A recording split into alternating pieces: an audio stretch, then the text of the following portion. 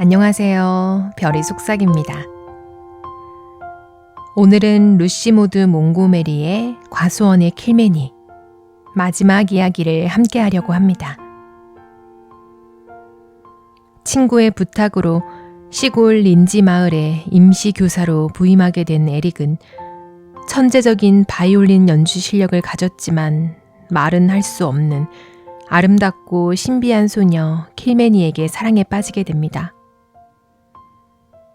킬메니의 이모와 외삼촌에게 정식으로 교제를 허락받고 킬메니를 만나게 되지만 에릭이 킬메니에게 청혼하는 순간 그만 거절당하게 됩니다. 말을 하지 못하는 자신이 에릭에게 어울리지 않는다고, 자신이 에릭과 결혼하는 건 에릭에게 큰 잘못을 저지르는 것이라고 굳건히 믿는 에릭을 위하는 킬메니의 깊은 사랑 때문인데요. 이 둘의 사랑은 과연 해피엔딩으로 향할 수 있을까요? 지금부터 과수원의 킬메니 마지막 이야기 함께 들어보시겠습니다.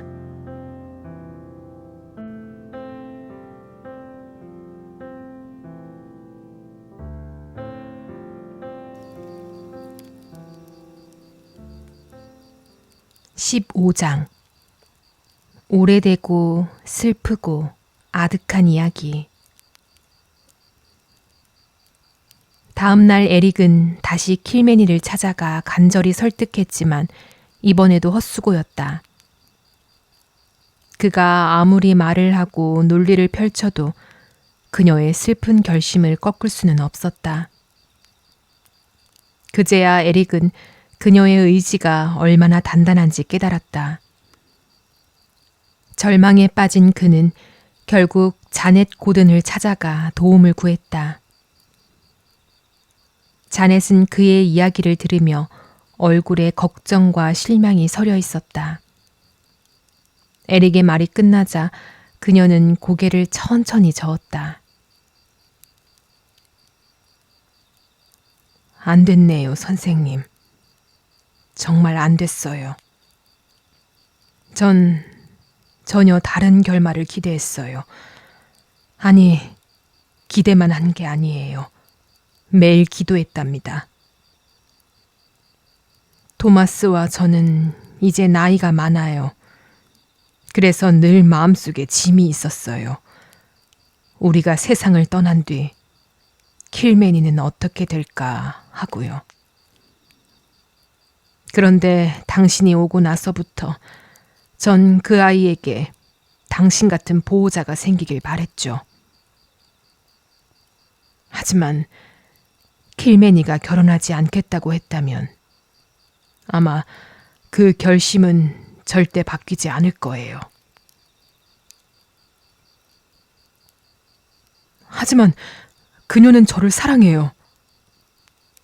에릭은 외쳤다.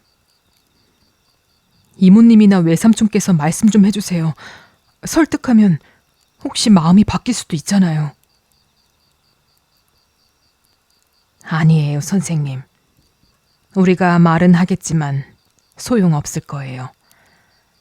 킬메니는 자기 마음을 정하면 그 누구도 바꿀 수 없어요. 어릴 땐 늘 착하고 순종적이었지만 한두 번은 완강하게 자기 뜻을 굽히지 않았던 적이 있었어요. 동생이 세상을 떠난 후 토마스와 나는 킬메니를 교회에 데려가고 싶었죠. 하지만 아무리 설득해도 가지 않았어요. 그땐 이유를 몰랐지만 지금 생각해보면 자신이 못생겼다고 믿었기 때문인 것 같아요. 이번에도 마찬가지예요. 그 아이는 당신을 너무 사랑하기 때문에 오히려 당신과 결혼하지 않겠다고 하는 거예요. 말 못하는 여자와 결혼하면 언젠가 당신이 후회할까봐 두려운 거죠. 어쩌면 그 아이가 옳을지도 모르죠. 전 그녀를 포기할 수 없습니다. 에릭은 단호했다. 방법이 있을 거예요. 혹시라도 그녀의 장애가 치료 가능한 것이라면요. 의사의 진단을 받아본 적 있나요? 전문적인 의견 말이에요. 없어요, 선생님. 한 번도 그런 적 없어요. 킬매니가 말을 하지 못할지도 모른다고 처음 느꼈을 때 토마스는 아이를 샬럿타운으로 데려가 의사에게 보이자고 했어요. 그 아이를 워낙 아꼈고 마음이 아팠던 거죠. 하지만 동생이 완강히 반대했어요. 아무리 설득해도 듣지 않았어요. 그건 자신의 죄가 아이에게 내려진 벌이라서 절대 고칠 수 없는 일이라고 했죠. 그런 비이성적인 고집을 그냥 받아들였다고요? 에릭은 참지 못하고 외쳤다. 선생님, 당신은 제 동생을 몰라요. 제 동생은 거역할 수 없는 여자였어요. 우리가 어쩔 수 없었죠. 그 불행이 닥치고 나서 동생은 예전과 달리 아주 무서운 사람이 되었어요. 우리가 그녀를 거슬렀다간 정말 미쳐버릴지도 모른다고 두려워했죠. 그럼 몰래라도 킬매니를 데리고 의사에게 보여줄 수는 없었나요? 불가능했어요. 마가렛은 딸을 한순간도 눈에서 떼지 않았어요. 심지어 아이가 다 자란 뒤에도요. 게다가 솔직히 말하면 우리도 그때는 그게 무의미하다고 믿었어요. 킬매니가 그렇게 된 건 죄의 결과라고 생각했으니까요. 이모님, 그런 말도 안 되는 소리를 어떻게 믿을 수 있죠? 어디에 죄가 있다는 거예요? 이모님의 동생은 합법적인 결혼을 했다고 믿었잖아요. 만약 로널드 프레이저가 그렇지 않다고 생각했다면 죄가 있어도 그건 그쪽의 잘못이죠. 그 죄가 왜 아이에게 벌로 내려지나요? 그게 아니에요, 선생님. 내가 말하는 건 그게 아니에요. 마가렛이 잘못한 건 그 일 때문이 아니었어요. 로널드 프레이저를 좋아하진 않았지만 공정하게 말하자면 그는 결혼할 당시 자신이 자유로운 몸이라 믿었어요. 그건 분명해요.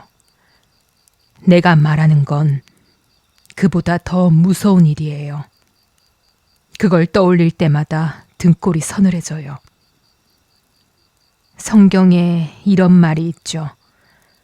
부모의 죄가 자식에게 벌로 내려진다. 성경 속에서 그보다 더 참된 구절은 없어요. 단 한 줄도. 도대체 무슨 말씀이십니까? 에릭은 참을 수 없어 소리쳤다. 제발 말씀해 주세요. 킬매니에 대한 모든 진실을 알고 싶어요. 제발 더 이상 애태우지 말고 말해주세요. 말씀드릴게요, 선생님. 그 이야기를 하려면 낡은 상처를 다시 헤집는 것과 같겠지만 이제는 말해야겠네요. 세상 그 누구도 모르는 이야기예요. 오직 토마스와 나만 알고 있죠. 당신이 이 이야기를 들으면 킬매니가 왜 말을 하지 못하게 되었는지, 그리고 왜 고칠 가능성이 거의 없는지도 이해하게 될 거예요. 하지만 한 가지만 약속해 주세요. 킬매니에게 절대 이 이야기를 해서는 안 됩니다. 그 아이에겐 너무 잔혹한 이야기예요. 특히 그것이 그녀의 어머니에 관한 일이기 때문에. 무슨 일이 있더라도 그 아이에게 말하지 않겠다고 약속하세요. 약속하겠습니다. 그러니 말씀해 주세요. 제발요. 자넷은 마치 괴로운 고백을 앞둔 사람처럼 손을 무릎 위에서 꼭 모았다. 그녀는 갑자기 나이 든 사람처럼 보였다.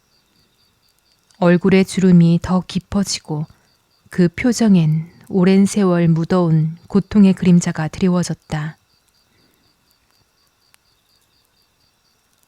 제 동생 마가렛은 아주 자존심이 강하고 기계 있는 아이였어요. 하지만 그렇다고 차갑거나 사랑받지 못한 사람은 아니었어요. 그건 그녀에 대한 모욕이에요. 물론 그녀에게도 결점은 있었죠. 그러나 밝고 명랑하고 따뜻한 아이였어요. 우리 모두 그 아이를 사랑했죠. 그 아이는 이 집의 빛과 생명이었어요. 네, 선생님. 불행이 닥치기 전에 마가렛은 종달새처럼 아침부터 저녁까지 노래하던 아이였죠. 아마 우리가 너무 예뻐했던 탓에 그녀의 고집을 더 키워줬을지도 모르죠. 그녀가 로널드 프레이저와 결혼한 일, 그리고 그 뒤의 일은 이미 들으셨을 거예요. 저는 엘리자베스 윌리엄스 부인을 잘 알고 있었어요. 그분이 당신께 말한 건 한치의 과장도 없는 완전한 진실일 겁니다. 우리 아버지는 매우 자존심이 강한 분이셨어요. 마가렛이 지나치게 자존심이 셌다면 그건 결코 낯선 데서 물려받은 게 아니죠. 그녀의 불행은 아버지의 마음을 완전히 꺾어버렸어요. 그 소식을 들은 뒤 아버지는 사흘 넘게 아무 말도 하지 않으셨어요. 저기 구석에 앉아 고개를 숙인 채 음식도 물도 입에 대지 않으셨죠. 원래도 아버지는 마가렛이 로널드 프레이저와 결혼하는 걸 달가워하지 않으셨는데 그 애가 불명예를 안고 돌아왔을 때 그 애가 문턱을 넘기도 전에 그 분노가 터져버렸어요.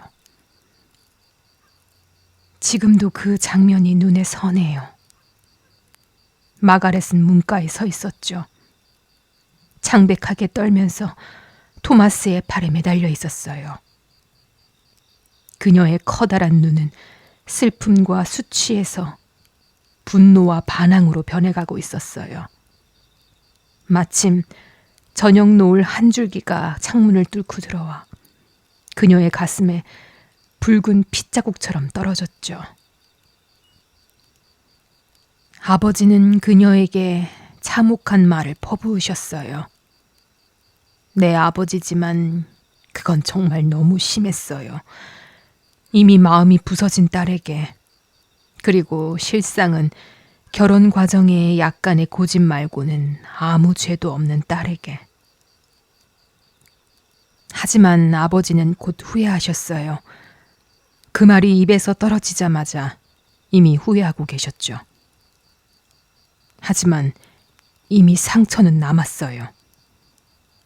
난 지금도 그때의 마가렛의 얼굴을 잊을 수 없어요, 선생님. 아직도 한밤중이면 떠올라요. 분노와 반항, 그리고 굳은 결심이 가득했죠. 하지만 그녀는 한마디도 하지 않았어요. 손을 꽉 쥐고 말없이 자기 방으로 올라갔죠. 모든 감정이 가슴속에서 요동치는데도 그 완강한 의지로 그것을 붙잡고 있었던 거예요. 그리고 그날 이후로 킬매니가 태어날 때까지 마가렛은 단 한마디의 말도 하지 않았어요. 정말이에요, 선생님. 우리가 무슨 짓을 해도 그녀의 마음을 풀 수 없었어요. 우리는 다정하게 부드럽게 대해주었죠. 단 한 번도 눈빛 하나로도 비난하지 않았어요. 하지만 그녀는 누구와도 말하지 않았어요. 방 안에 앉아 벽만 바라봤어요. 그 끔찍한 눈으로요. 아버지는 용서를 빌며 말을 걸었지만 마가렛은 아무 반응도 하지 않았어요. 자넷은 기억의 고통에 사로잡혀 두 손을 맞부딪혔다. 그러다 아버지가 병이 나셨어요. 침대에서 일어나지도 못하셨죠. 그래도 마가렛은 방문조차 하지 않았어요. 어느 날 밤 토마스와 내가 그분 곁을 지키고 있었어요. 밤 11시쯤 되었을까요? 그분이 말씀하셨죠. 자넷, 그 애한테 가서 말해라. 아버지는 늘 마가렛을 그 애라고 불렀어요. 내가 죽어가고 있다고. 내가 떠나기 전에 와서 나에게 말 한마디만 해달라고. 그래서 저는 올라갔어요. 마가렛은 차갑고 어두운 방 안에서 여전히 벽을 바라보고 있었어요. 제가 아버지의 말을 전했지만 그녀는 들은 척도 하지 않았어요. 저는 울었어요. 그리고 다른 사람 앞에서 한 번도 하지 않았던 일을 했어요. 무릎을 꿇고 빌었어요. 제발 자비를 원한다면 마지막으로 아버지를 찾아가 달라. 하지만 선생님, 그녀는 미동도 하지 않았어요. 저는 결국 내려와서 아버지께 그녀가 오지 않는다고 전해야 했죠. 자넷은 고통스러운 기억에 몸을 떨며 두 손을 맞부딪혔다. 제가 그 말을 전했을 때 아버지는 아주 부드럽게 이렇게 말씀하셨어요. 불쌍한 아이, 내가 너무 심했지. 그 애는 죄가 없어. 하지만 내가 그 이름으로 그녀를 부른 그걸 용서받지 않고서는 난 그의 어머니를 만나러 갈 수 없구나. 토마스, 나 좀 일으켜다오. 그 애가 나에게 오지 않겠다면 내가 그 애에게 가야겠구나. 우린 말릴 수가 없었어요. 토마스가 아버지를 부축했고 저는 촛불을 들고 그 뒤를 따랐어요. 절대 잊지 못해요. 어둠 속의 그 무시무시한 그림자들, 바깥의 폭풍 소리, 그리고 아버지의 거친 숨소리를요. 우리는 결국 마가렛의 방 앞에 도착했어요. 아버지는 떨리는 몸으로 흰 머리가 얼굴을 덮은 채 그녀 앞에 섰죠. 그리고 마지막 힘을 다해 용서를 빌었어요. 나를 용서해 다오 딸아. 네 어머니를 만나기 전에 내게 한마디만 해다오. 그런데 자넷의 목소리는 거의 비명처럼 높아졌다. 마가렛은 끝까지 말하지 않았어요. 그리고 나중에 그녀가 고백했어요. 사실은 말하고 싶었다고. 하지만 그 고집이 마치 악한 힘처럼 그녀를 붙잡고 놓아주지 않았대요.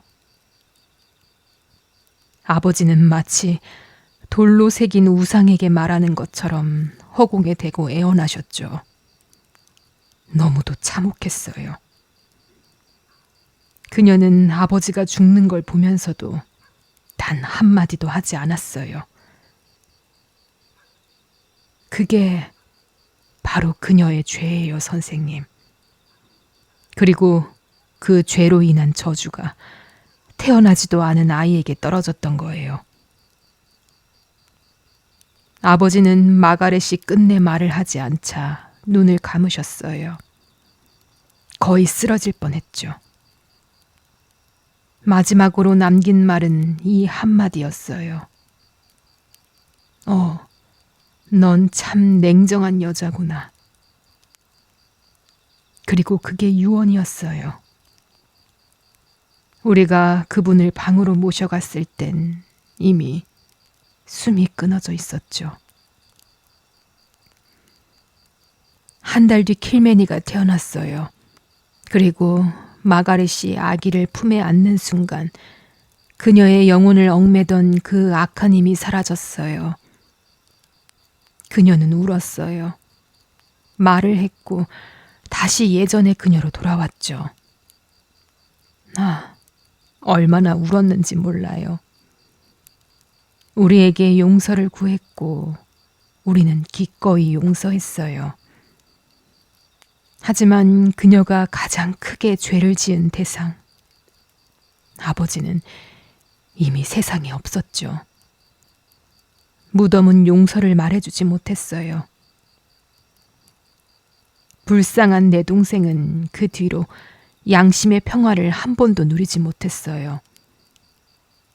다정하고 겸손해졌지만 킬매니가 말을 하지 못할지도 모른다고 느끼기 시작하자 그녀는 거의 정신이 나갈 지경이 되었어요.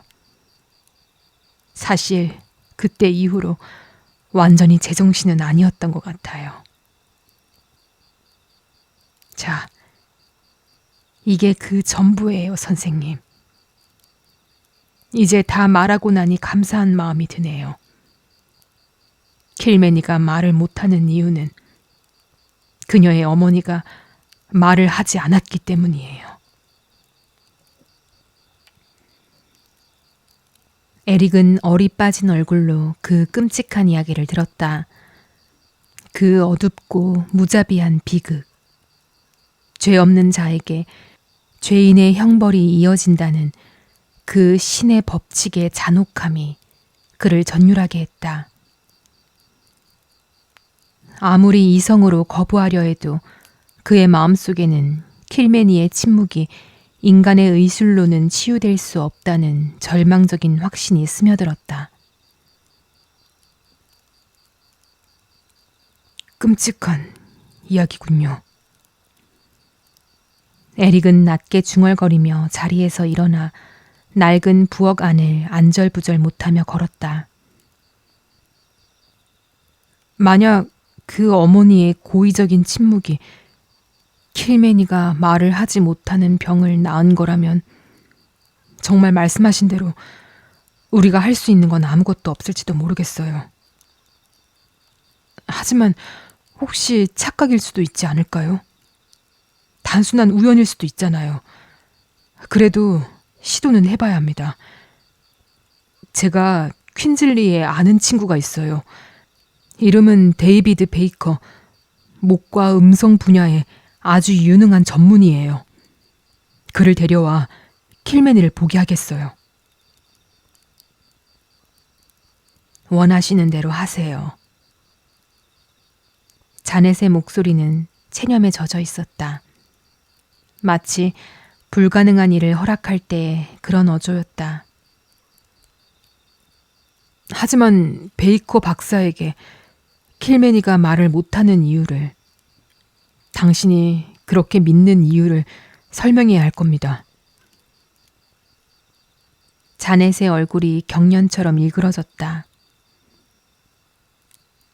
꼭 그래야 하나요, 선생님? 그건 너무 쓰라린 이야기예요. 모르는 사람에게 그런 걸 털어놓다니. 걱정하지 마세요. 필요한 말만 하겠습니다. 킬매니가 태어나기 전 몇 달 동안 그녀의 어머니가 심한 정신적 충격 속에 완강한 침묵을 지켰다는 정도만 이야기하죠. 그럼 선생님 뜻대로 하세요. 자넷은 여전히 기적을 믿지 않았다. 하지만 에릭이 그 이야기를 킬매니에게 전하자 그녀의 얼굴에는 희미한 장밋빛 희망이 피어올랐다. 그분이 정말 나를 말하게 할 수 있을까요? 그녀는 빠르게 써내려갔다. 모르겠어요, 킬매니. 하지만 그는 최선을 다할 거예요. 만약 그가 당신의 말을 되찾게 해준다면 그땐 나와 결혼해 줄래요, 내 사랑? 킬매니는 조용히 고개를 끄덕였다. 그 짧은 움직임은 성스러운 맹세처럼 보였다. 네. 그녀는 적었다. 내가 다른 여자들처럼 말할 수 있게 된다면 당신과 결혼할게요.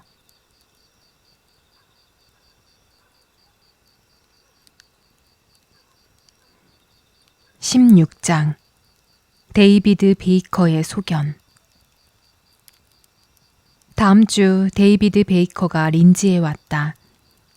그는 에릭이 수업 중인 오후에 도착했다. 에릭이 집에 돌아왔을 때에는 데이비드가 이미 1시간 남짓한 사이에 윌리엄슨 부인의 마음을 사로잡고 티모시의 호감을 얻었으며 로버트 영감과도 막역한 사이가 되어 있었다. 그러나 이윽고 다락방의 방에서 단둘이 마주 앉자 데이비드는 묘한 눈길로 에릭을 바라보았다. 자, 에릭, 대체 무슨 일인지 설명해. 이번엔 또 무슨 일에 얽힌 거야? 네 편지를 받았는데 우정의 이름으로 즉시 와달라고 애원해놓고선 막상 와보니 너는 멀쩡히 건강하잖아. 왜 나를 이렇게 끌어들였는지 납득 좀 시켜줘. 형만이 해줄 수 있는 일이 있어서 그래요. 에릭이 조용히 말했다. 편지로 자세히 쓰고 싶진 않았어요. 린지에서 한 소녀를 만났고 그 아이를 사랑하게 되었어요.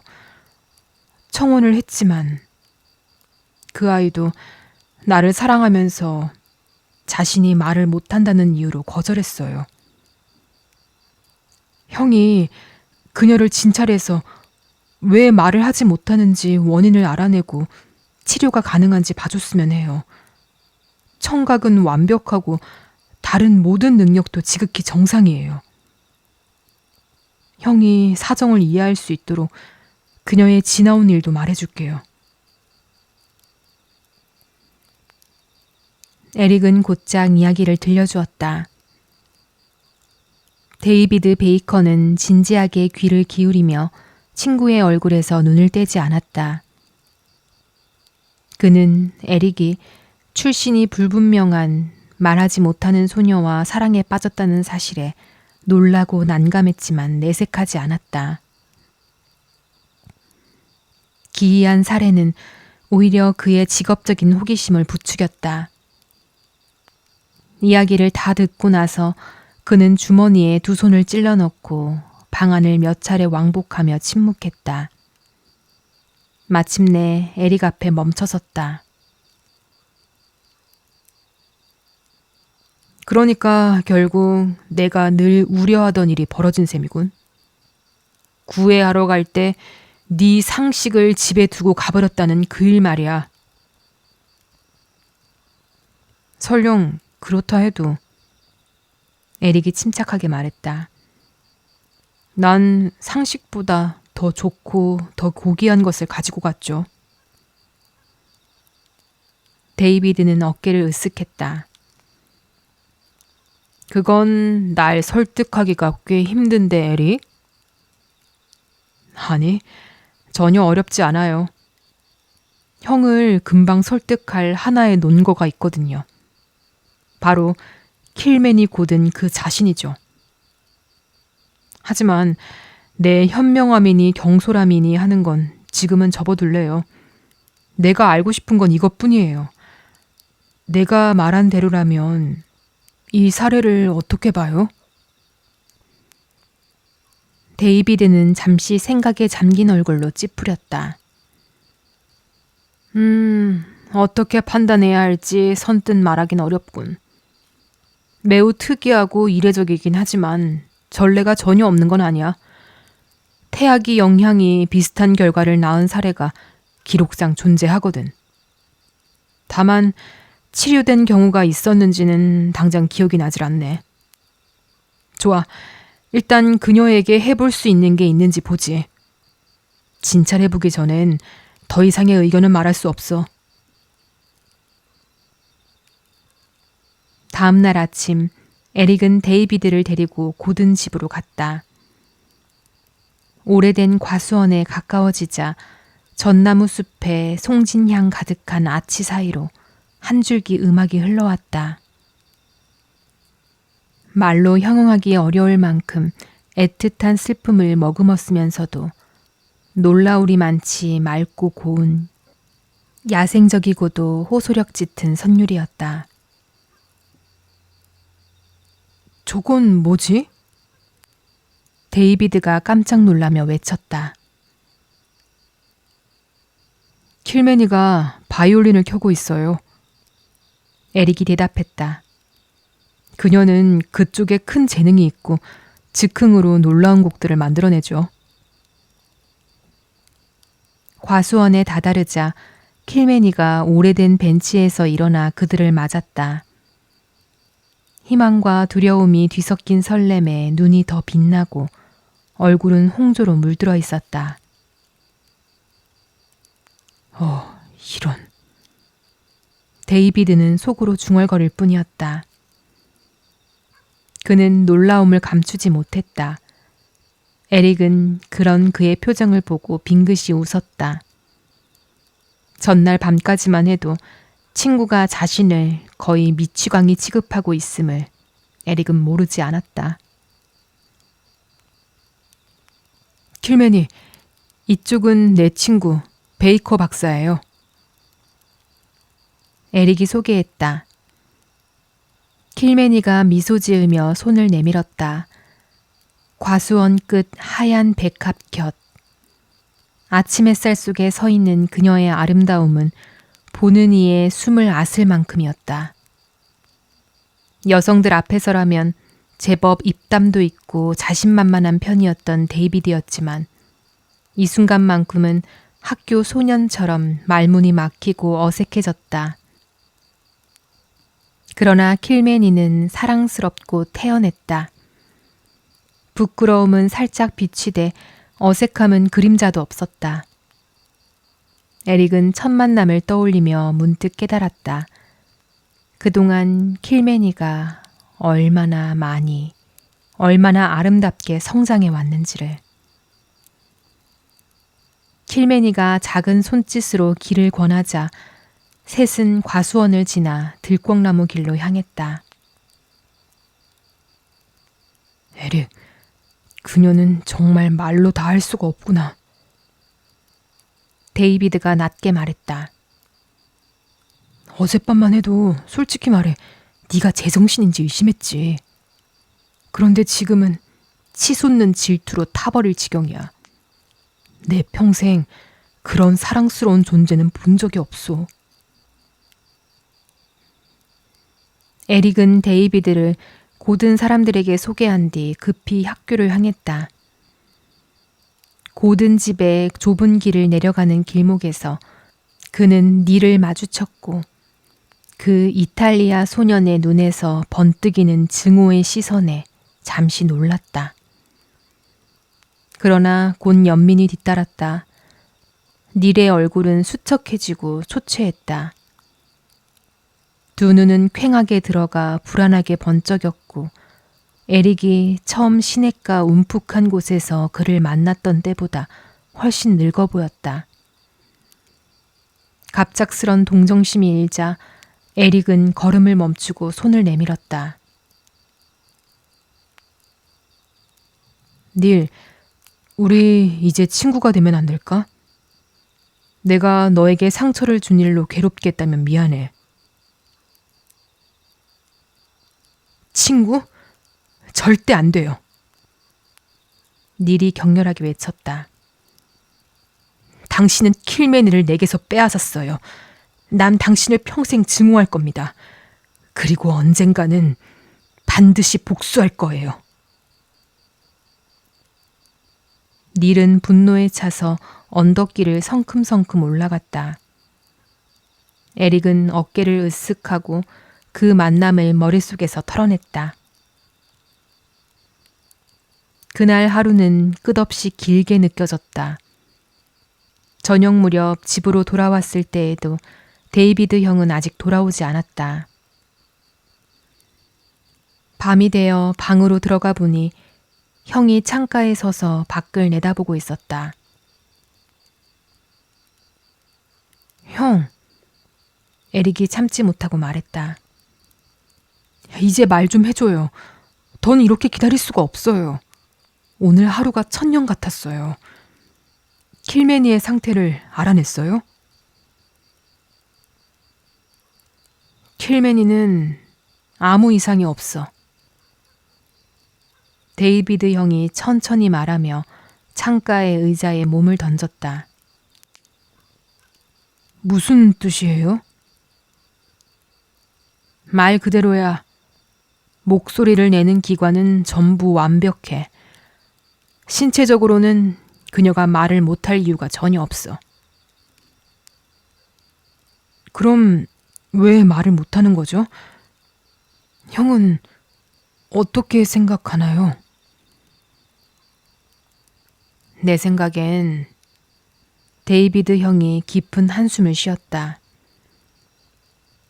내 결론을 자넷 고든 여사의 말보다 더 잘 표현할 길이 없을 것 같아. 킬매니가 말을 못하는 건 그녀의 어머니가 말하지 않았기 때문이야. 그게 전부야. 문제는 육체적인 게 아니라 심리적인 문제지. 의학으로는 손쓸 수 없어.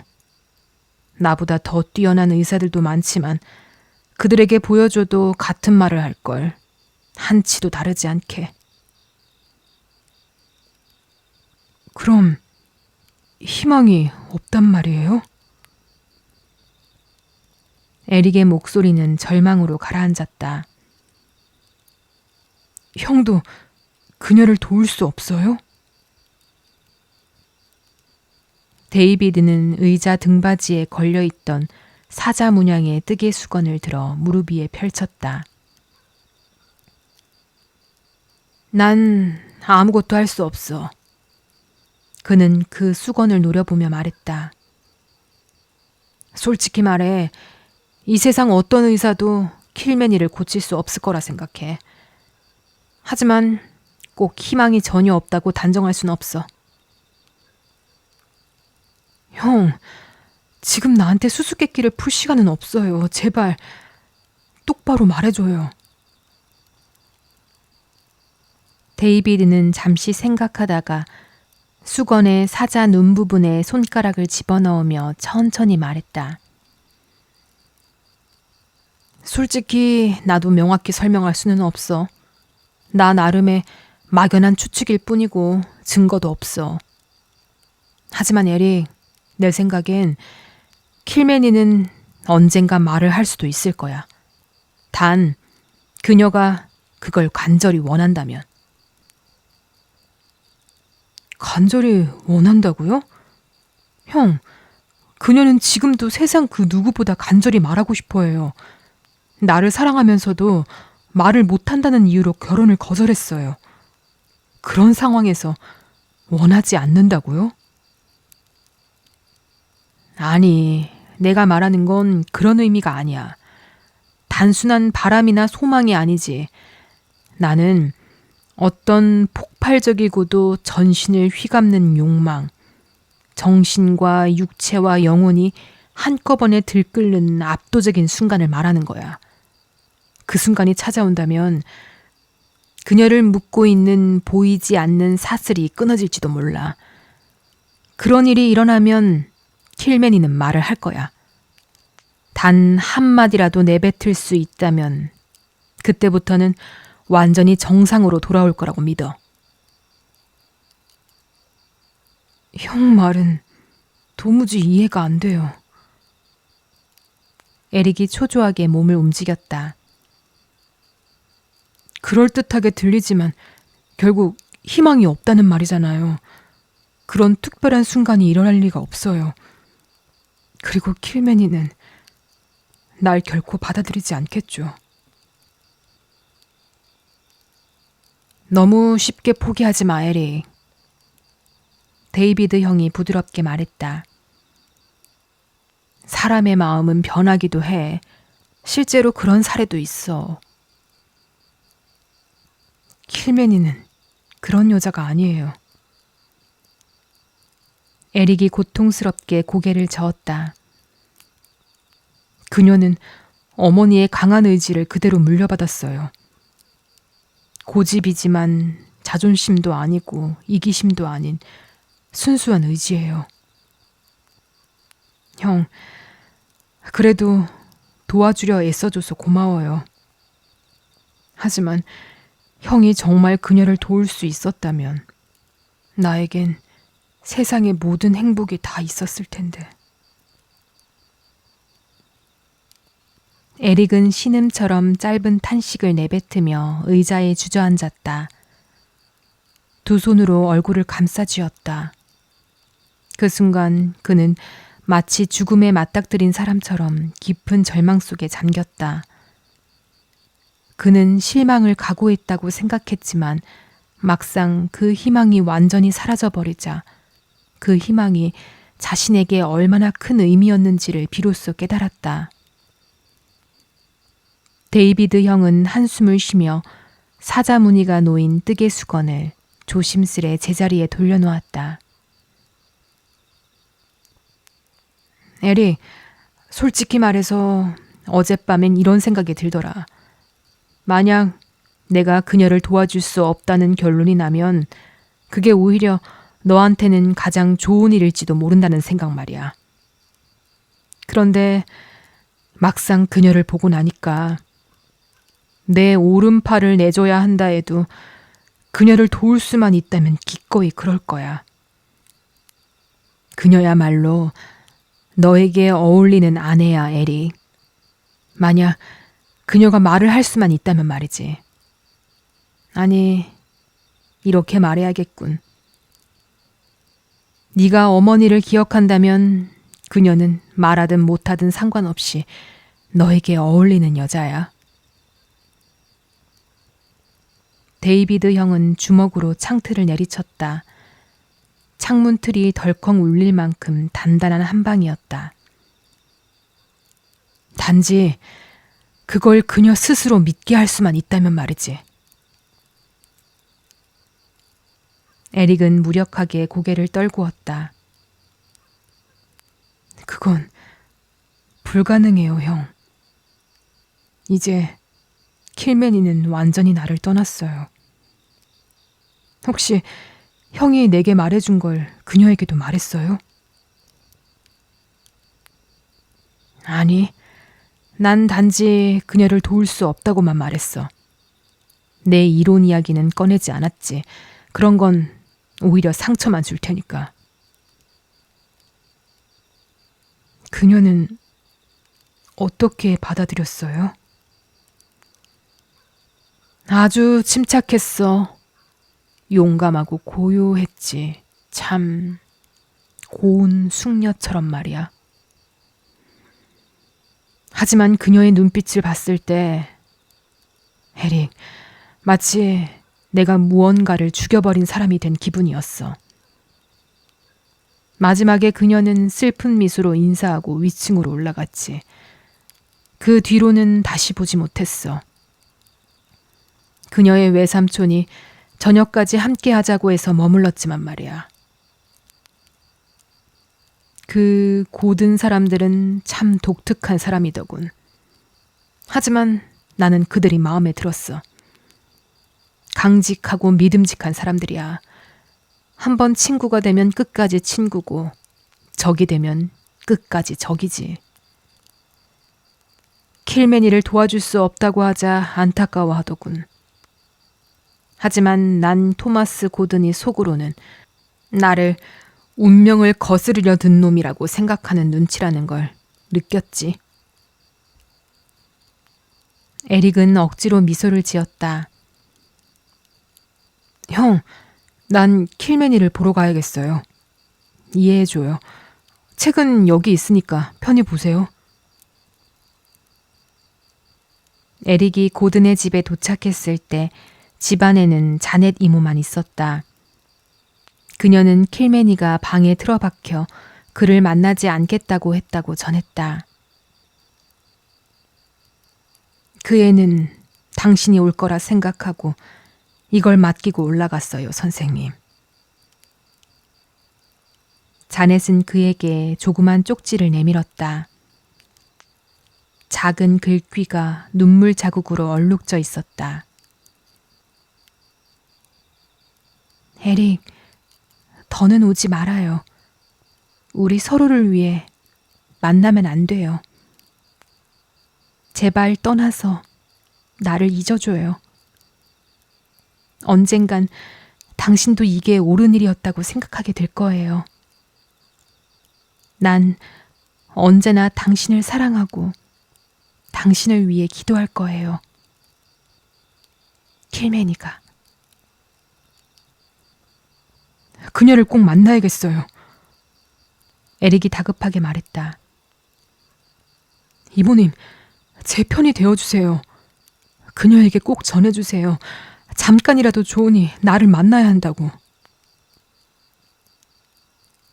자넷은 안타깝게 고개를 저었지만 그래도 위층으로 올라갔다. 곧 내려온 그녀는 단호한 표정으로 말했다. 그 애가 못 내려오겠대요. 당신도 알잖아요. 킬매니가 한번 결심하면 안 바꾼다는 걸. 그리고 솔직히 나도 그 애가 옳다고 봐요. 결혼할 수 없다면 차라리 만나지 않는 게 그 애에게 나아요. 에릭은 그 말 외에 아무런 위로도 받지 못한 채 집으로 돌아가야 했다. 다음 날 아침 일요일, 에릭은 데이비드 형을 역까지 태워다 주었다. 그는 밤새 잠을 이루지 못했고 창백하고 피로에 찌든 얼굴로 핸들을 잡고 있었다. 그의 눈빛엔 절망과 체념이 뒤섞여 있었다. 데이비드는 그런 친구가 걱정되어 며칠이라도 더 머물고 싶어 했지만 퀸즐리의 위급한 환자 때문에 돌아가야 했다. 그는 플랫폼에서 에릭의 손을 꼭 잡았다. 에릭, 학교를 그만두고 바로 집으로 돌아가. 여기선 더 이상 할 수 있는 게 없어. 계속 이곳에 있으면 마음만 다칠 거야. 형, 킬매니를 마지막으로 한 번만 더 만나봐야겠어요.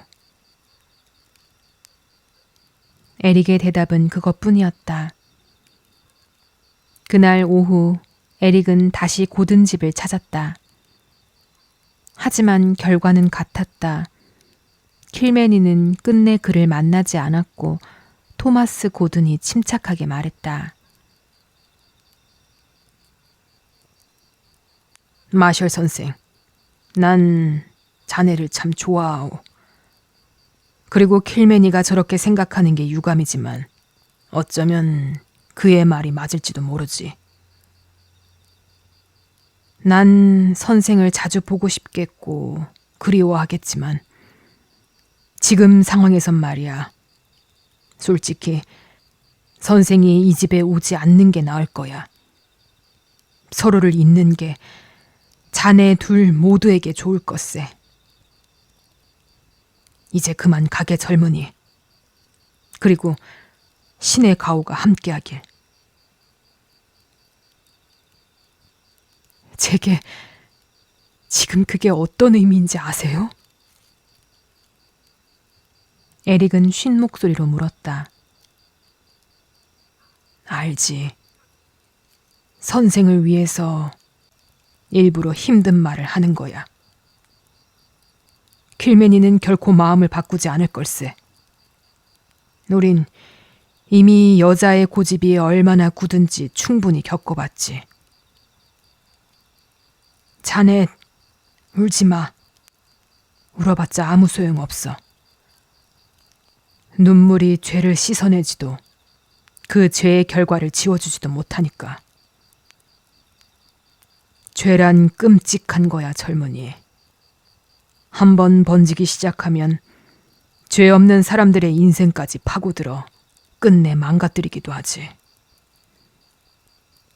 선생, 내 말을 따르시게.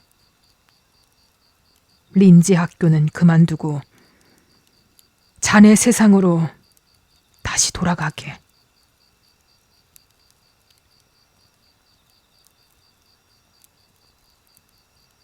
(17장) 부서진 사슬. 에릭은 창백하고 피폐한 얼굴로 집으로 돌아왔다. 그는 인간이 이렇게까지 고통을 느낄 수 있을 거라 상상해 본 적이 없었다. 그에게 삶은 더 이상 계속될 수 없는 것처럼 느껴졌다. 킬매니가 없는 삶은 더 이상 삶이 아니었다. 그의 영혼은 찢어졌고 그 고통은 청춘과 희망을 독처럼 썩게 만들었다. 그 후 며칠이 어떻게 지나갔는지조차 에릭은 기억하지 못했다. 일요일을 어떻게 버텼는지, 월요일에 어떻게 평소처럼 수업을 했는지도 알 수 없었다. 그는 이제 깨달았다. 인간은 이렇게까지 고통받으면서도 살아남을 수 있다는 사실을. 그의 몸은 기계처럼 움직였다. 말하고 걸었지만 그 안의 영혼은 끝없는 고통 속에서 서서히 타들어가고 있었다. 그 불길 같은 시련을 통과한 후 에릭 마셜은 더 이상 소년이 아니었다. 그는 이제 세상을 그 너머까지 꿰뚫어 보는 눈을 가진 한층 깊어진 남자가 되어 있었다. 화요일 오후 마을에 장례식이 있어 학교는 문을 닫았다. 에릭은 다시 옛 과수원으로 향했다. 킬매니를 그곳에서 볼 거라고는 생각하지 않았다. 그가 자신을 피하려 그곳에 오지 않으리라는 걸 알았기 때문이다. 하지만 그는 도저히 그곳을 멀리할 수 없었다. 그곳은 그에게 또 다른 고통의 장소였다. 다시는 보고 싶지 않다고 생각하면서도 어떻게 이곳을 떠날 수 있을까 하는 마음이 그를 붙잡았다. 그가 사랑을 알게 된 곳, 소녀가 그의 눈앞에서 희고 향기로운 꽃처럼 피어났던 곳, 단 석 달 사이에 순수한 소녀에서 아름다운 여인으로 자라난 그 과수원. 그는 그 모든 시간을 되새기며 천천히 발길을 옮겼다. 전나무 숲을 지나 초원을 가로지르던 에릭은 길가에서 닐 고든을 마주쳤다. 닐은 울타리를 고치고 있었다. 그는 고개도 들지 않고 묵묵히 말뚝을 내리쳤다. 예전에 에릭은 닐을 불쌍하게 여겼다. 하지만 지금의 에릭은 그를 이해했다. 닐 역시 자신처럼 고통받았던 것이다. 그는 이제 고통을 통과한 자들만이 나눌 수 있는 침묵의 연대 속에 있었다. 과수원은 고요하고 꿈결 같았다. 9월의 깊고 짙은 햇살이 그곳을 감싸고 있었다. 그 햇살 속엔 여름이 남기고 간 온갖 향기의 정수가 녹아 있었다. 꽃들은 이제 거의 사라졌다. 며칠 전까지만 해도 활짝 피어있던 백합들은 시들어 있었고 풀은 누렇게 말라 초라하게 자라 있었다. 하지만 구석구석에서는 황금빛 골든로드가 불처럼 피어올랐고 곳곳에 자줏빛 가을 국화들이 고개를 흔들고 있었다. 그 과수원은 젊음은 지나갔지만 여전히 본연의 아름다움을 잃지 않은 여인처럼 기이한 매력을 간직하고 있었다. 에릭은 무의식적으로 그 안을 거닐다가 쓰러져가는 울타리 판자 위에 앉았다. 전나무 가지의 그늘이 그를 감쌌다. 그는 자신을 완전한 생각 속에 맡겼다. 스디슨 회상이 그를 사로잡았다. 그곳에서의 첫 만남부터 마지막 인사까지 킬메니와 함께했던 모든 순간이 파도처럼 밀려왔다. 그는 주위의 모든 것을 잊었다. 뒤에서 누군가 조용히 다가오는 발소리조차 듣지 못했다. 전나무 숲의 어둠 속에서 누군가 그의 등을 노려보고 있다는 것도 몰랐다. 그 시각 킬메니는 자신이 사랑했던 그곳 옛 과수원으로 향하고 있었다. 그녀는 상처받은 마음을 달래기 위해 그곳을 찾았다. 그곳이 그녀에게 남은 유일한 위안이자 추억의 공간이었다. 그녀는 에릭이 그 시간에 그곳에 있을 거라 생각하지 못했다. 장례식 때문에 학교가 쉬는 날이라는 걸 몰랐던 것이다. 저녁이었다면 결코 가지 않았겠지만 이른 오후의 과수원은 그녀를 부르고 있었다. 단 며칠 사이 킬메니는 세월이 지난 사람처럼 변해 있었다. 그녀는 고통의 잔을 들이켰고 슬픔과 함께 빵을 나눈 여인이 되어 있었다. 그 얼굴은 창백하고 그 커다란 눈 밑에는 푸른 그림자가 드리워져 있었다. 소녀의 꿈과 웃음은 사라졌고 그 자리를 대신한 건 슬픔과 인내가 주는 성숙한 아름다움이었다. 그날 아침 토마스 고드는 아침 식탁에서 그녀를 바라보다 무겁게 고개를 저었다.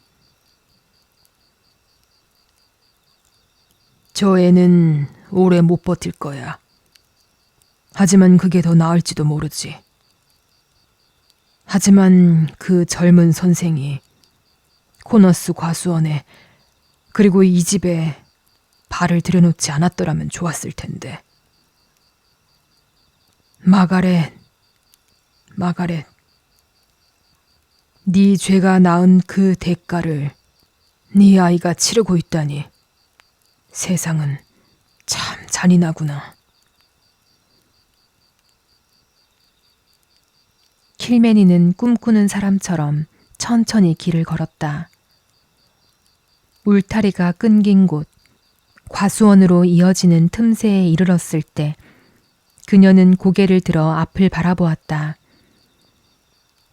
그곳에 에릭이 있었다. 그는 숲의 그늘 속에서 두 손으로 머리를 감싸준 채 고개를 떨군 채 앉아 있었다. 킬메니의 얼굴로 피가 확 솟았다. 그러나 바로 다음 순간 그 피가 빠져나가듯 하얗게 질렸다. 그녀의 두 눈에 공포가 차올랐다. 피가 얼어붙는 듯한 죽음의 공포였다. 에릭의 뒤쪽, 닐 고든이 서 있었다. 그는 몸을 낮추고 긴장한 채 손에 든 도끼를 들어올리려 하고 있었다. 킬메니는 그 얼굴에 서린 광기를 보았다. 그리고 단 한순간에 모든 걸 이해했다. 그녀의 뇌리 속에 번개처럼 번뜩이는 깨달음. 이제 뛰어가도 손끝으로 닿기 전 이미 늦을 것이다. 그녀는 알아차렸다. 그럼에도 불구하고 경고해야만 했다. 그는 속으로 외쳤다. 해야 해. 해야만 해. 지금, 바로 지금. 그 순간 거대한 욕망의 파도가 그녀의 전신을 삼켰다. 영혼, 육체, 정신이 한꺼번에 뒤흔들렸다. 모든 것이 무너지고 하나의 강렬한 의지만 남았다. 닐 고든이 복수의 광기로 도끼를 들어 올리는 순간 킬메니는 절박하게 외쳤다. 에릭! 그녀는 울타리를 뛰어넘었다. 그와 동시에 그녀의 사슬이 부서졌다. 에릭! 에릭! 뒤를 봐요! 뒤를 봐요! 그 목소리가 과수원 전체를 울리며 날아왔다. 에릭은 깜짝 놀라 자리에서 일어났다. 혼란스럽고 어리둥절했다. 그는 그것이 킬매니의 목소리라는 사실을 전혀 깨닫지 못했다.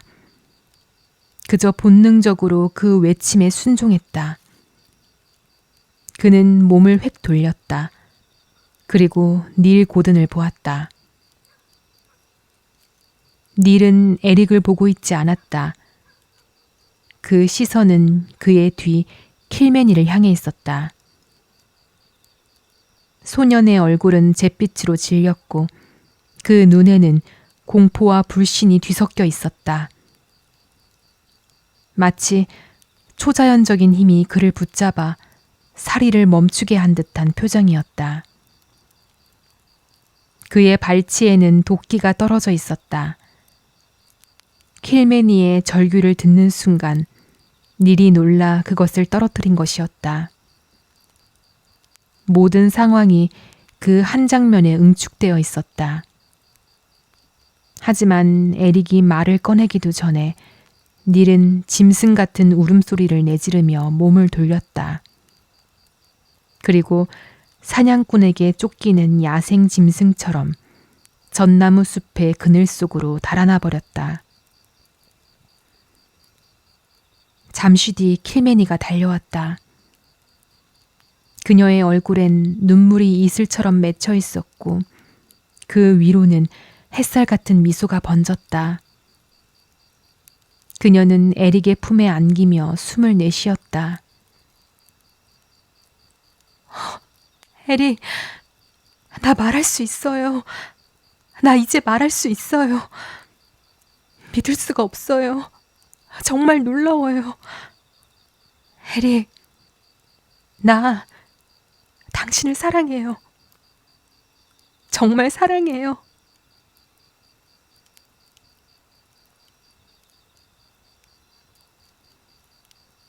(18장) 닐 고든 스스로 문제를 해결하다. 이건 기적이야. 토마스 고든이 경외에 찬 목소리로 말했다.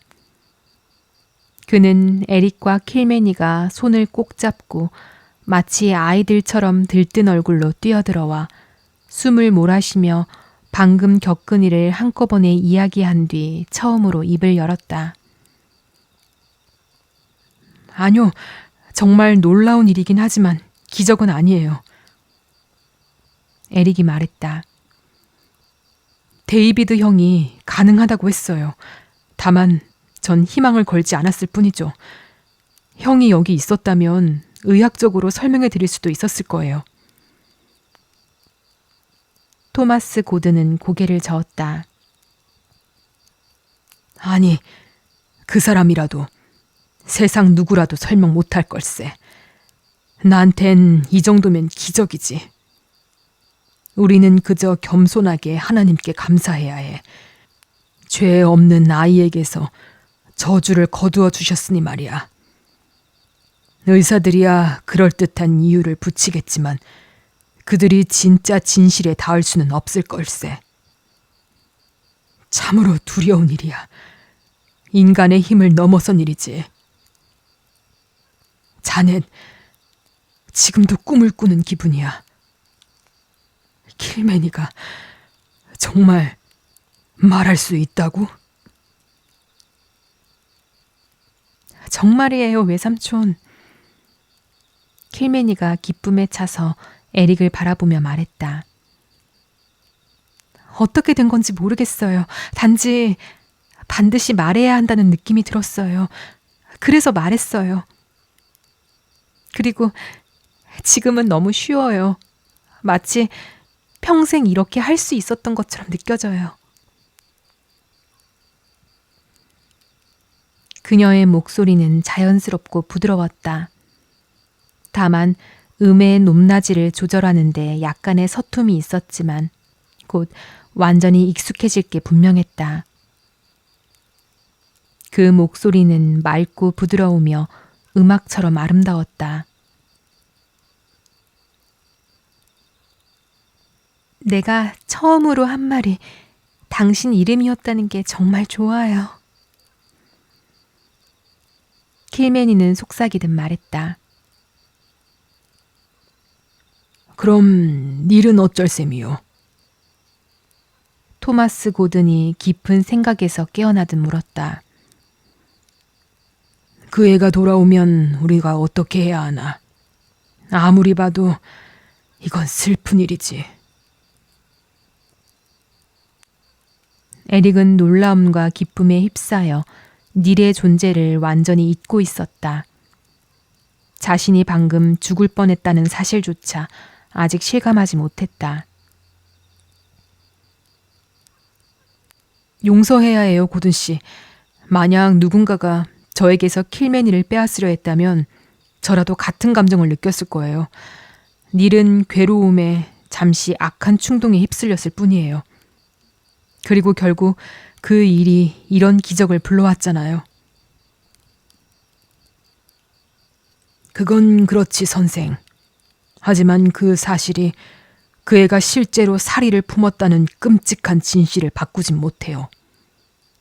신의 섭리가 그 죄악을 저지르기 전에 막으셨고 악에서 선을 이끌어내셨지. 하지만 생각만으로도 그는 죄인이야. 게다가 우린 그 아이를 아들처럼 키웠어.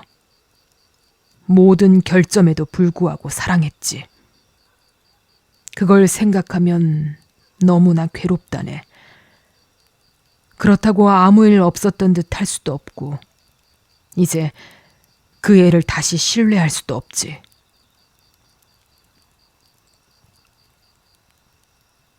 하지만 닐 고든은 스스로 해결책을 선택했다. 그날 밤 에릭이 집으로 돌아왔을 때 로버트 윌리엄슨 영감이 부엌 안에서 빵과 치즈로 늦은 저녁을 먹고 있었다. 검은 고양이 티모시는 식탁 위에 올라 엄숙하게 그 곁을 지키고 있었다. 오, 선생, 얼굴이 한결 좋아졌구만. 내가 아내한테 그랬지. 아마 연애 싸움 같을 거였을 거라고 말이야. 아내가 당신 걱정 많이 했어요. 그래도 괜히 캐묻긴 싫다네요. 남 일에 코 들이밀지 못하면 못 사는 사람들도 있지만 내 아내는 그런 부류는 아니거든요. 근데 말이야, 오늘 고든네 쪽에서 무슨 난리가 났던데. 에릭은 깜짝 놀랐다. 이렇게 빨리 무슨 소문을 들었단 말인가? 무슨 뜻이죠? 아니, 여기에 있는 사람들 다 봤다니까. 닐 고든이 추수인부 열차를 타고 떠났다는 걸 말이야. 닐이 떠났다고요? 그 열차를 타고? 그렇다니까요. 오늘 밤이 바로 출발하는 날이었잖소.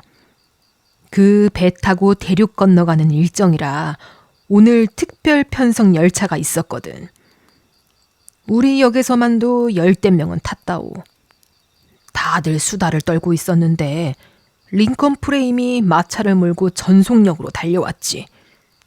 닐이 그 마차에서 뛰어내리더니 한마디 말도 없이 표를 끊고 그대로 열차에 올라타버렸다니까. 얼굴은 완전히 죽은 사람처럼 시커멓게 질렸고 다들 얼이 빠져서 바라만 봤지. 링컨 말로는 닐이 해질 무렵 자기네 집에 들이닥쳐서는 마치 경찰에게 쫓기는 사람처럼 보였대요. 그러더니 자기 검은 앞말을 $60에 팔겠다고 하더래요. 대신 역까지 태워달라고 말이죠. 그 말은 닐이 자기 돈으로 샀던 말이잖소. 평소엔 절대 안 판다고 했는데 말이야. 링컨은 덥석 거래했지. 닐은 짐도 하나 없고 역에 도착할 때까지 단 한마디도 안 했다더군. 그래서 우리들끼리 추측했지. 아마 토마스 영감이랑 한바탕 싸운 게 틀림없다고. 아니면 혹시 연애에 정신이 팔려 주위에서 일어난 일을 하나도 모르는 건 아닌가, 선생? 에릭은 잠시 생각에 잠겼다. 닐이 떠났다는 사실에 마음이 놓였다. 그는 아마 다시 돌아오지 않을 것이다. 그것이 모두에게 가장 좋은 결과였다. 에릭은 로버트에게 곧 드러나게 될 사실의 일부만 이야기하기로 했다. 오늘 밤 고든 댁에서 일이 좀 있었거든요. 닐이 심하게 굴어 킬매니를 아주 놀라게 했죠. 그런데 그 일로 인해 놀라운 일이 일어났어요. 킬매니가 이제 말을 할 수 있게 되었어요. 완벽하게요. 로버트는 치즈 조각을 포크 끝에 걸친 채 에릭을 멍하니 바라보았다. 세상에, 이런 일은 듣도 보도 못했네. 진심이요, 선생? 아니면 노인을 골려 먹으려는 농담인가? 진심이에요, 윌리엄슨 씨. 데이비드 형이 예전에 말했어요. 큰 충격이 그녀를 고칠 수도 있다고. 그리고 정말 그렇게 된 거예요. 닐은 떠났어요. 아마 영영 돌아오지 않을 겁니다. 그게 모두에게 좋을 거예요. 에릭은 더 이야기하고 싶지 않아 그대로 부엌을 나왔다. 그가 계단을 오를 때 로버트의 중얼거림이 들려왔다. 내 평생 이런 일은 들어본 적이 없구만. 티모시, 넌 들어봤니? 저 고든네 사람들은 도무지 이해할 수 없는 족속이야. 다른 사람들처럼은 도저히 못 살아. 안 되겠다. 마누라를 깨워서 이 이야기를 해줘야겠어. 그렇지 않으면 도저히 잠이 안 오겠어.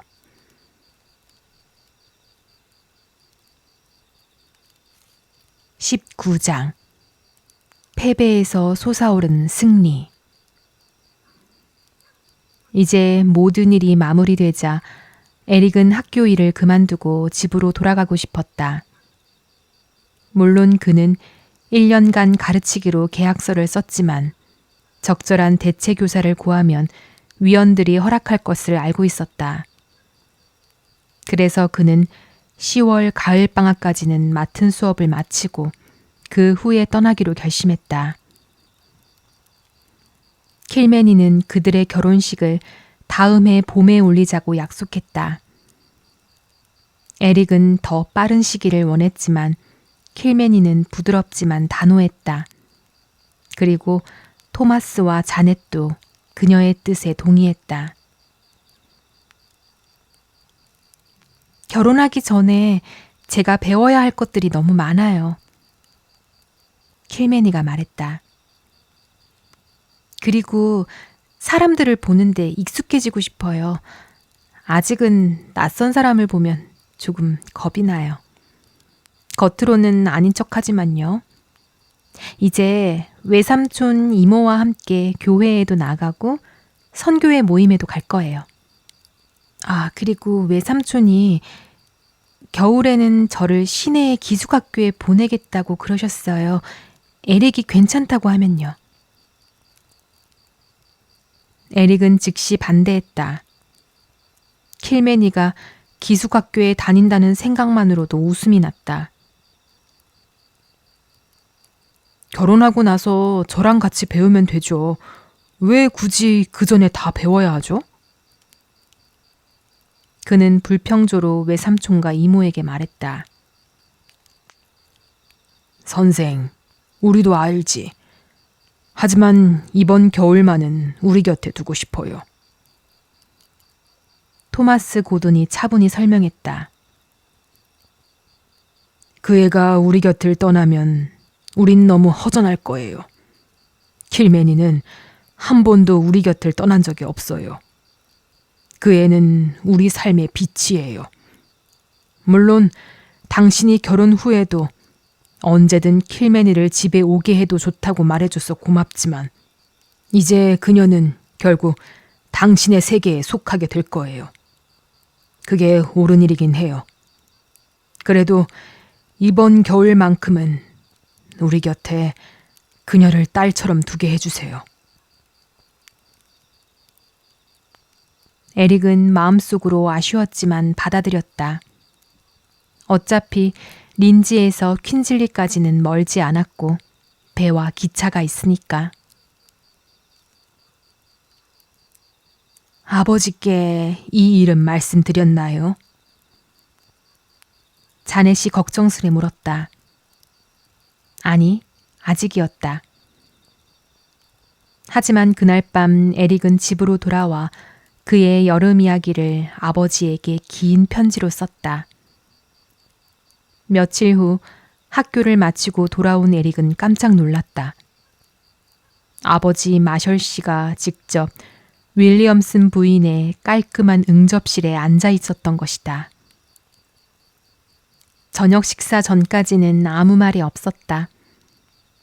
식사가 끝나고 단둘이 되었을 때 마셜 씨가 갑자기 입을 열었다. 에릭, 그 여자 말이야. 네가 바보짓을 한 건 아니겠지.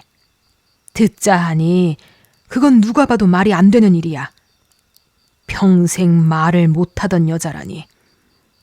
자기 아버지 성도 쓸 권리가 없는 여자라니.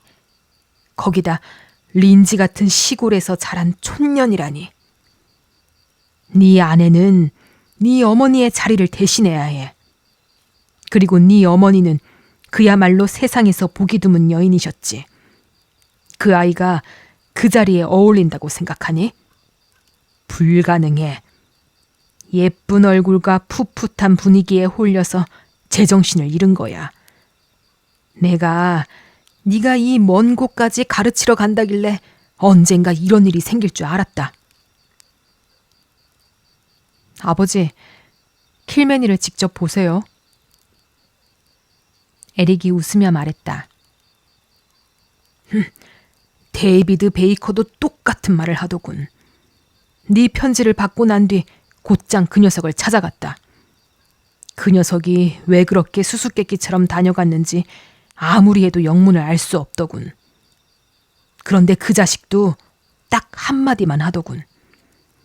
킬매니 고든을 직접 보세요, 선생님. 좋아, 나도 보마. 하지만 난 24세 눈으로가 아니라 65세 눈으로 볼 거다. 그리고 만약 그녀가 네 아내가 될 자격이 없다고 판단되면 넌 그 아이를 포기하든가 아니면 나와의 관계를 포기해야 할 거다. 난 네가 네 인생을 망치는 걸 두 눈 뜨고 보고 있을 수는 없으니까. 에릭은 입술을 깨물었지만 조용히 말했다. 아버지, 지금 바로 가서 보시죠. 그들은 큰 길을 돌아 고든네 농장으로 갔다. 집에 도착했을 때 킬매니는 없었다. 그 애라면 과수원에 있을 거예요, 선생님. 자넷이 말했다. 그곳을 정말 좋아해서 틈만 나면 거기 가서 공부해요. 그들은 잠시 토마스와 자넷과 이야기를 나누었다. 집을 떠나며 마셜 씨가 말했다. 난 저 사람들 마음에 들어. 만약 토마스 고든이 로버트 윌리엄슨 같은 사람이었더라면 너의 킬매니를 보기도 전에 단념시켰을 거다. 하지만 저 사람들은 괜찮아. 거칠고 무뚝뚝하지만 뿌리가 단단하고 인품이 좋아. 다만 네 약혼녀가 이모의 입을 담지 않았기를 바란다. 킬매니의 이분요, 아버지. 살아있는 사랑의 노래 그 자체예요. 에릭이 감격스레 말했다. 마셜 씨가 코웃음을 쳤다. 잠시 후 그는 조금 부드러운 표정으로 덧붙였다. 나도 네 어머니와 연애할 때 딱 6개월 동안은 시인이었지. 그들이 과수원에 도착했을 때 킬매니는 라일락 나무 아래 벤치에서 책을 읽고 있었다. 그녀는 일어서서 조심스레 다가왔다. 하얀 머리의 신사. 그가 바로 에릭의 아버지라는 걸 직감적으로 알아챘다. 그녀는 이제껏 그 어떤 때보다도 아름다웠다. 하늘빛의 단정한 드레스, 허리를 따라 부드럽게 흐르는 실루엣. 검은 머리는 왕관처럼 단정히 따 올려져 있었고 그 위에는 보랏빛 들국화 한 송이가 별처럼 빛났다. 햇살 한 줄기가 나뭇가지 사이로 스며들어 그녀의 머리 위에 왕관처럼 붉은 빛을 드리웠다. 그녀는 마치 한 폭의 그림 속 젊은 공주 같았다. 아버지, 이 사람이 킬맨이에요. 에릭이 자랑스럽게 말했다. 킬매니는 수줍게 인사하며 손을 내밀었다.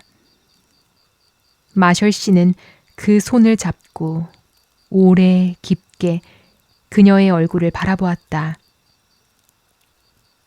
그의 예리한 눈빛 앞에서 킬매니의 솔직한 시선이 처음으로 흔들렸다. 잠시 후 그는 그녀를 가볍게 끌어안고 그녀의 이마에 조용한 입맞춤을 했다. 얘야, 네가 내 아들의 아내가 되어준다는 게 정말 기쁘구나. 자랑스럽고 고맙고 무엇보다 축복스럽구나.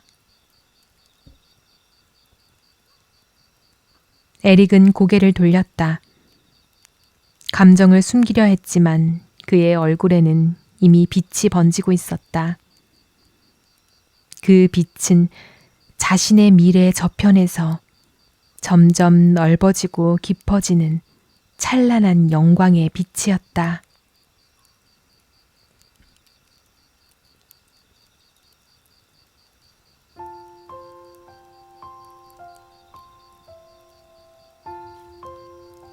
지금까지 과수원의 킬맨이 함께 들어보셨습니다. 결국 이 아름다운 커플은 행복한 결말을 맞이했습니다.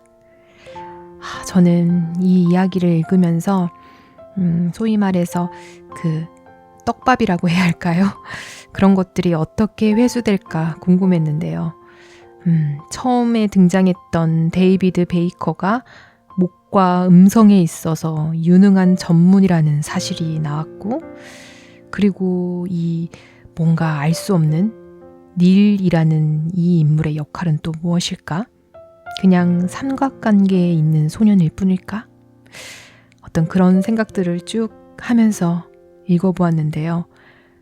결국 그 인물들 하나하나가 딱 이야기가 잘 흘러갈 수 있도록 제자리에 착착 들어앉아 있는 게 저는 정말 너무 재밌게 느껴지더라고요. 그리고 또 몽고메리가 이 캐나다 이 시골의 풍경을 정말 사랑하는 사람이구나 하는 생각도 들었습니다. 그 섬세한 묘사 하나하나가 정말 따뜻하고 아름답고 그 장소 안에 내가 마치 들어가 있는 듯한 그런 느낌을 주는 것 같았습니다. 여러분은 어떠셨나요? 오늘 이야기가 좋으셨다면 구독과 좋아요로 함께 해주세요. 오늘도 함께 해주셔서 고맙습니다.